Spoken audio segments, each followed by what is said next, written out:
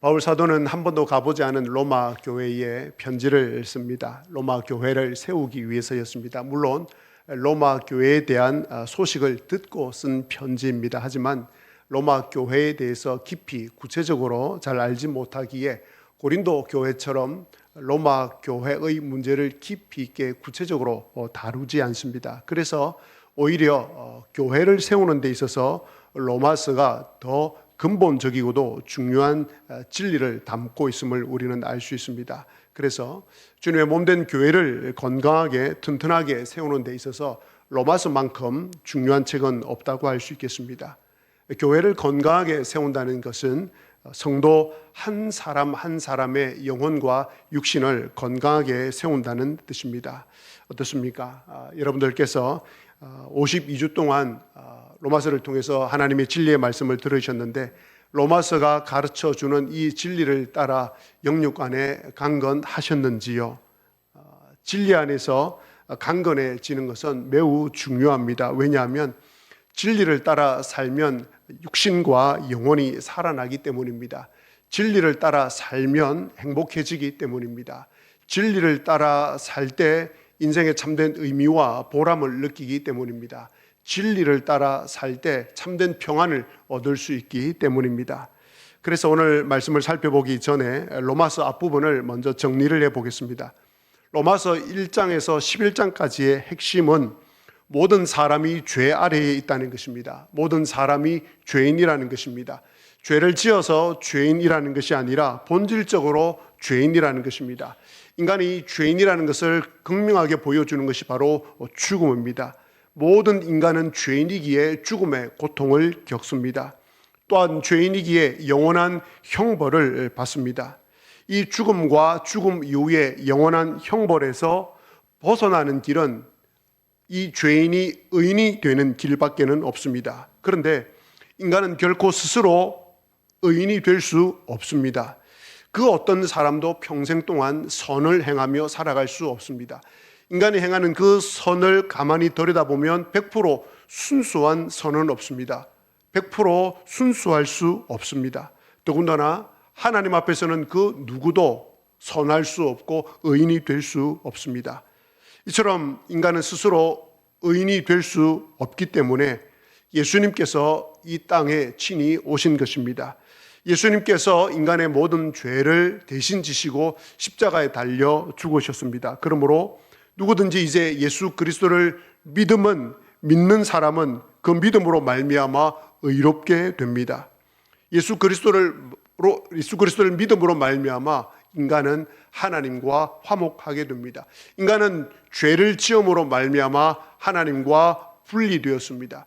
인간은 죄를 지음으로 말미암아 주인된 하나님을 그 주인의 자리에서 쫓아내었습니다. 그 결과 인간은 영원한 형벌을 받을 수밖에 없게 되었습니다. 그런데 예수 그리스도를 믿음으로 말미암아 다시 하나님과 화목하게 됩니다. 그리고 그 결과 죽음 후에 있는 영원한 천국에 들어가게 됩니다. 자, 그렇다면 여기서 중요한 질문이 나옵니다. 여러분은 여러분 자신이 죄인임을 인정하십니까? 그리고 그 죄를 용서해 달라고 회개한 적이 있으십니까? 그리고 여러분은 정말 예수님을 진심으로 믿으십니까? 믿는다는 것은 예수님을 영접한다는 것입니다. 예수님을 마음속으로 영접한다는 것은 예수님을 내 삶의 주인으로 모시는 것입니다. 여기까지가 로마서 11장까지에 나오는 복음의 교리편입니다.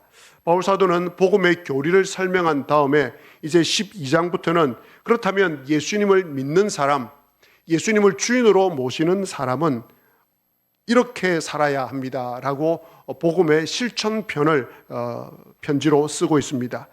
복음의 실천편, 복음을 따라 살아가는 삶의 원리는 로마서 12장 2절 말씀입니다.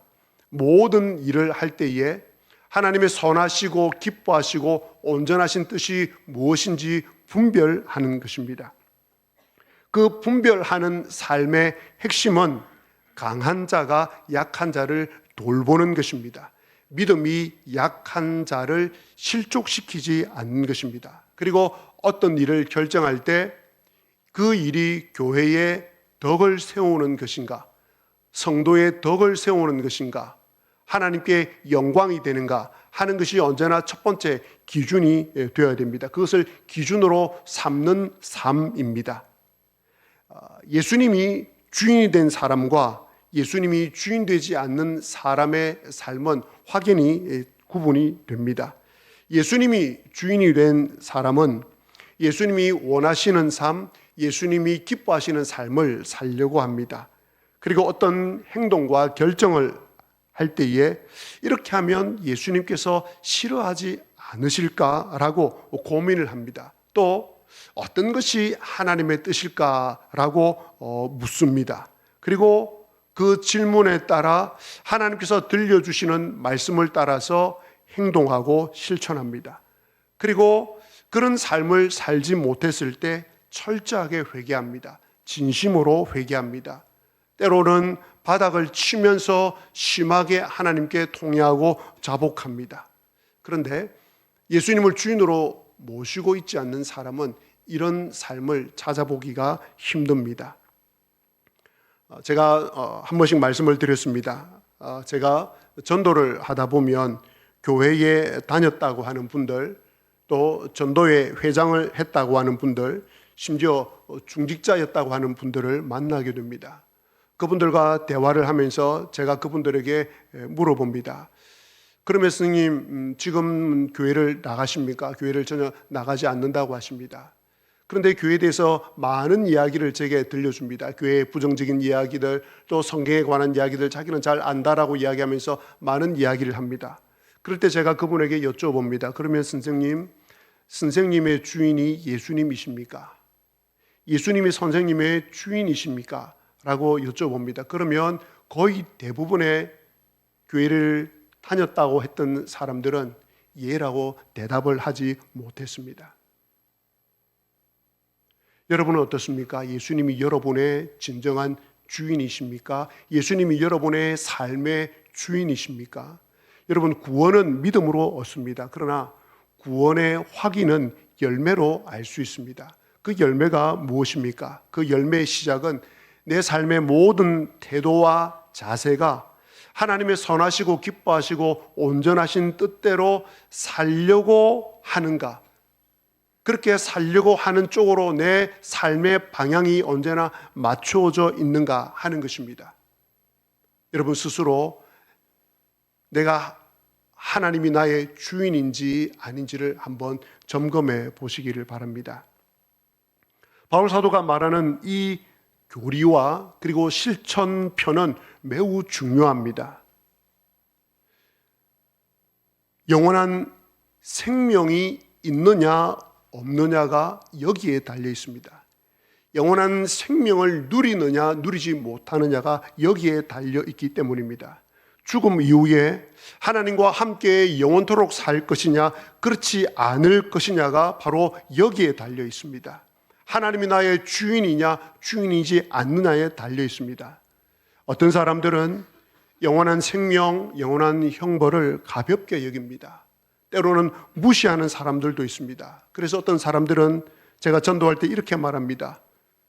지옥에 가도 거기도 사람이 많을 텐데요.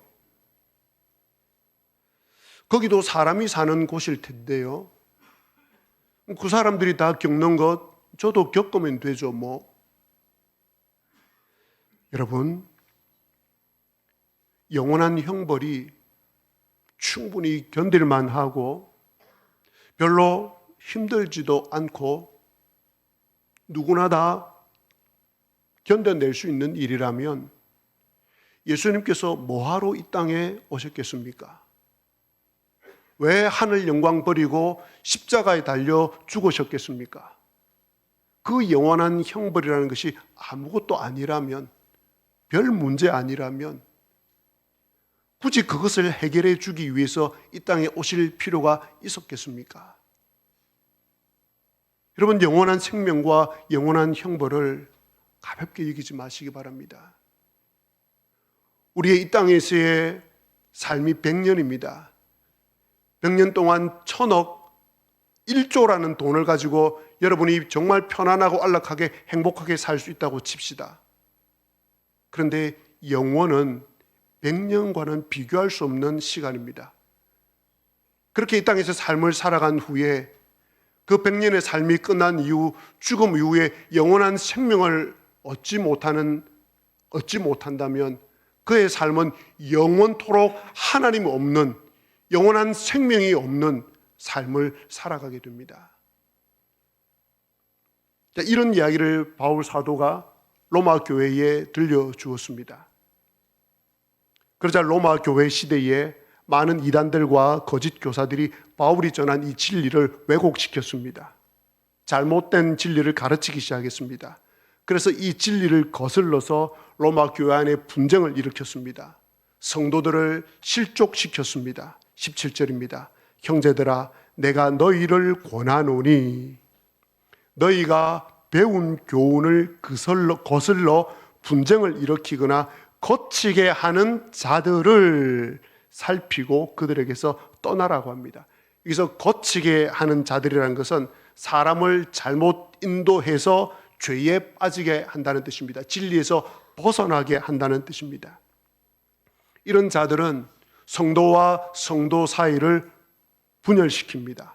목회자와 성도 사이를 이간질시킵니다. 교회의 하나됨을 깨뜨립니다. 성도의 영혼을 미혹하여서 영원한 멸망에 이르게 합니다. 거짓된 진리를 가르쳐서 성도를 미혹합니다. 바울 사도는 이런 사람들을 어떻게 대하라고 합니까? 매우 단호하게 말합니다. 17절 하반절에 보면 분쟁을 일으키거나 거치게 하는 자들을 살피고 그들에게서 떠나라고 합니다. 살피라고 합니다. 진리의 말씀을 대적하고 성도와 교회를 분열시키는 행동을 하는 그런 사람들을 계속 살피면서 경계하라는 것입니다. 그리고 그들에게서 떠나라고 합니다. 떠나라는 것은 그런 사람들의 말에 동조하지 말고 그들로부터 돌아서라는 것입니다. 그들과 가까이 하지 말라는 것입니다. 바울 사도는 많은 서신에서 품고 사랑하라라고 외쳤습니다. 그런데 거짓 교사들, 잘못된 진리를 가르치는 사람들, 이단들에 대해서는 매우 엄중하고 단호하게 대처하라고 합니다. 왜냐하면 심각하고 위협적이기 때문에 그렇습니다. 빨려 들어가면 헤어나올 수 없기 때문에 그렇습니다. 그래서 바울 사도는 이런 사람들, 교회를 어지럽게 하고 거짓된 가르침을 가르치는 그런 사람들의 특징을 알려줍니다. 18절을 보시기 바랍니다. 이 같은 자들은 우리 주 그리스도를 섬기지 아니하고 다만 자기들의 배만 섬기나니 교활한 말과 아첨하는 말로 순진한 자들의 마음을 미혹하느니라. 배만 섬긴다는 것은 자신들의 욕망, 이익만 추구한다는 뜻입니다. 교회 안에 예수님을 주인으로 모시지 않고서도 얼마든지 교회 활동을 활발하게 많이 할 수 있습니다. 제가 전도하면서 만났던 분들 가운데 전도회 회장했다고 아주 자신 있게 이야기를 합니다. 중직자했다고 아주 자신 있게 이야기하고 교회 안에서 많은 봉사를 했다고 이야기했습니다.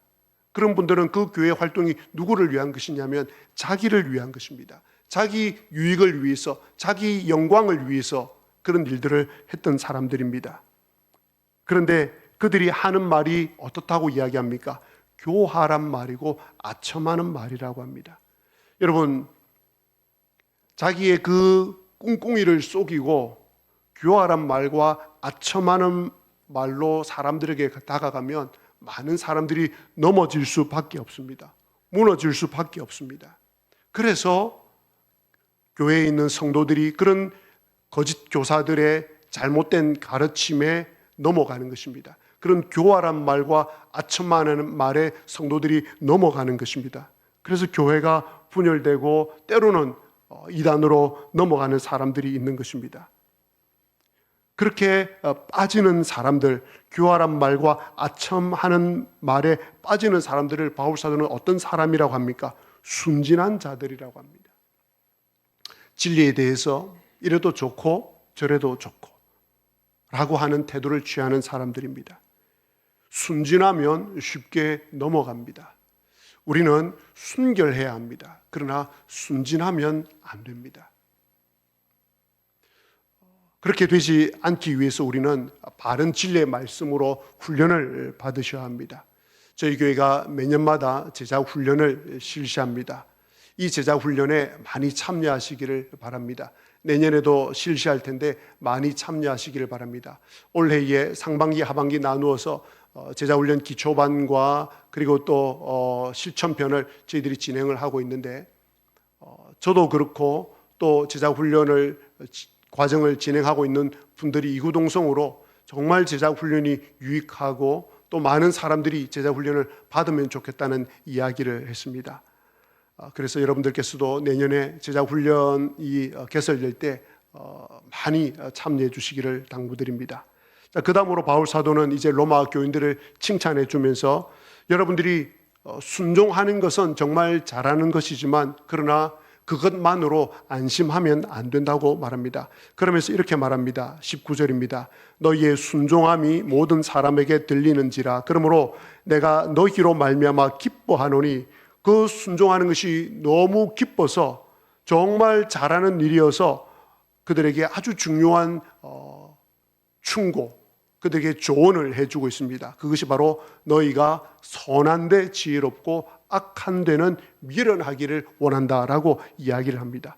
자, 이 말을 그냥 너희가 선한 데 지혜롭고 악한 데 미련하기를 원하노라라고 해서 이 말만 가지고 해도 크게 나쁜 건 잘못된 건 아니지만, 지금 바울 사도가 앞에서부터 이야기를 이어오고 있는 가운데 이 19절 이야기를 하기 때문에 앞에 나온 9절과 이 선한 데 지혜롭고 악한 데 미련하기를 원하노라 하는 것을 연결해서 여러분들이 해석을 하셔야 됩니다. 즉, 바울에게서 배운 진리의 말씀을 실천하는 일에는 지혜로워야 한다는 것입니다.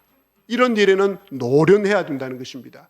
적극적이어야 한다는 것입니다. 반대로 바울이 가르친 그 교훈을 거슬러서 교활하고 아첨하는 말을 하는 그 일에는 미련해야 된다는 것입니다. 여기에 미련하다라고 번역된 우리나라의 단어, 헬라어 단어는 아케라이우스입니다. 재밌게도 이 아케라이우스는 미련하다는 뜻이 없습니다. 어떤 뜻이냐면 썩히지 않다, 혼합되지 않다, 이런 뜻입니다. 그러니까 악한 데는 미련해라, 이 말은 바른 교훈을 거슬러서 교활한 말과 아첨하는 말을 하는 사람과는 썩히지 말라는 겁니다. 그런 사람들과 자리를 함께 하지 말라는 말입니다. 그런 악한 사람들이 하는 행동과는 순결한 삶을 살라는 말입니다. 그래서 우리 예수님께서도 동일하게 말씀하셨습니다. 뱀같이 지혜롭고 비둘기같이 순결하라고 말입니다. 이 세상에 거짓된 가르침을 행하는, 전파하는 사람들이 굉장히 많습니다. 그런 사회 속에서 또 교회 안에도 그런 사람이 있을 수 있습니다. 그럴 때 우리는 언제나 지혜롭고 순결해야 된다는 것을 늘 기억을 하셔야 하겠습니다. 그렇다면 우리가 종종 하는 말 가운데 나는 성경에 대해서 잘 몰라, 구원 교리에 대해서 잘 몰라, 나는 기독교 교리에 대해서 잘 몰라, 그냥 믿고 천국 가면 되지 뭐 라고 하는 말은 이제는 하시면 안 됩니다. 진리의 말씀을 확실히 아셔야 됩니다. 이 진리가 그냥 진리가 아니지 않습니까? 여러분, 이 진리가 그냥 비나이다 하고 정화수 떠놓고 기도하는 그런 진리가 아니지 않습니까?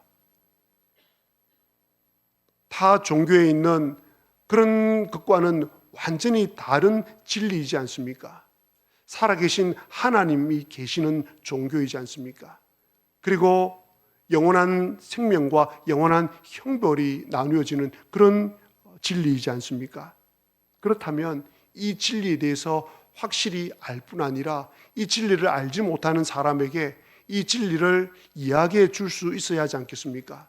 적어도 어떻게 구원을 받는지에 대해서 많이는 아니어도 적어도 2, 3분, 적어도 석줄 넉 줄의 문장을 통해서 야, 구원은 이렇게 받습니다라고 이야기해 줄 수 있어야 하지 않겠습니까? 그리고 나서 이제 바울 사도는 성도와 교회를 분열시키고 분쟁을 일으키고 순전한 자들을 미혹하는 그 사람들 배후에 사탄이 있다고 말해줍니다. 그런 사람들은 사탄의 도구가 된 사람들인 것입니다. 그런데 하나님께서 그런 사람들을 속히 심판하실 것이라고 말해줍니다. 20절 말씀입니다. 평강의 하나님께서 속히 사탄을 너희 발 아래에서 상하게 하시리라. 자, 여기 이 문장 가운데 하나 살펴볼 단어가 상하게 하시리라 라는 단어입니다. 하나님께서 속히 사탄을 너희 발 아래에서 상하게 하시리라 라고 하니까 조금 번역이 아쉽습니다. 이 상하게 하시리라 라고 우리말 번역된 헬라어는 쉰트라보인데 이 단어는 산산이 깨뜨리다, 박살을 내다, 부수어 버리다입니다. 아주 강력한 단어를 바울 사도가 사용을 하고 있습니다. 우리는 이 20절에서 두 가지를 알 수 있습니다. 하나는 하나님께서는 잘못된 교훈을 가르치고 분쟁을 일으키고 성도를 넘어지게 하는 자들, 그리고 교활한 말과 아첨하는 말로 순진한 성도를 미혹하는 자들을 얼마나 싫어하시고 미워하시는지 알 수 있습니다. 그들을 속히 완전히 박살내 버리겠다고 말씀을 하십니다. 또 하나는 이 사탄이 사람들을 이용하고 여러 가지 환경들과 도구들을 이용해서 성도를 진리에서 벗어나게 하려고 한다는 것입니다. 그래서 사탄은 진리를 의심하게 만듭니다. 사탄은 말씀이 여러분 마음 가운데 뿌려질 때 그 말씀을 바로 낚아채 가버리려고 합니다. 실제로 낚아채 가버립니다. 그래서 사탄은 여러분이 설교를 들을 때, 말씀을 들을 때 자꾸 딴 생각을 집어넣습니다. 그리고 예배에 오려고 할 때 온갖 방해를 합니다. 특별히 세례를 받으려고 할 때, 학습을 받으려고 할 때, 또 새가족 수료를 하려고 할 때 등등 정말 구원과 관련해서 중요한 지점에 이를 때마다 어떤 사건을 일으켜서 구원의 고백을 하지 못하도록 그렇게 마귀는 공작하고 꾀계를 부리고 있습니다. 그래서 오늘 바울 사도는 20절 말씀을 통해서 로마 교회 성도들에게 이렇게 외치고 있습니다. 이 외침은 오늘 하나님께서 저와 여러분을 향해서 외치는 말씀이기도 합니다. 로마 교회 성도 여러분, 하나님께서는 여러분을 미혹하고 분쟁을 일으키고 바른 교훈에서 떠나게 하는 그 사탄과 그 사탄의 도구가 된 사람들을 신속히 박살을 내실 것입니다. 그러니 그들과 그들 배후에 있는 마귀를 두려워하지 마십시오. 마귀를 대적하시고 그들을 대적하십시오. 동시에 진리의 말씀을 배우고 실천하십시오. 그러면 하나님께서 승리를 주실 것입니다. 라고 말입니다. 사랑하는 교회 여러분, 2025년 마지막 주일에 하나님께서 저와 여러분에게 우리 교회에 들려주시는 말씀입니다. 바로 없기는 주님 앞에 서시는 그날까지 선한 일, 즉 복음을 배우고 복음대로 살아가는 일에 지혜로우십시오. 노련해지십시오. 반대로 복음을 거스르는 사람과 그들이 행하는 악에 대해서는 결코 썩히지 마십시오. 그리할 때 영원한 생명을 얻고 영원한 하나님 나라에 넉넉하게 들어가게 될 것입니다.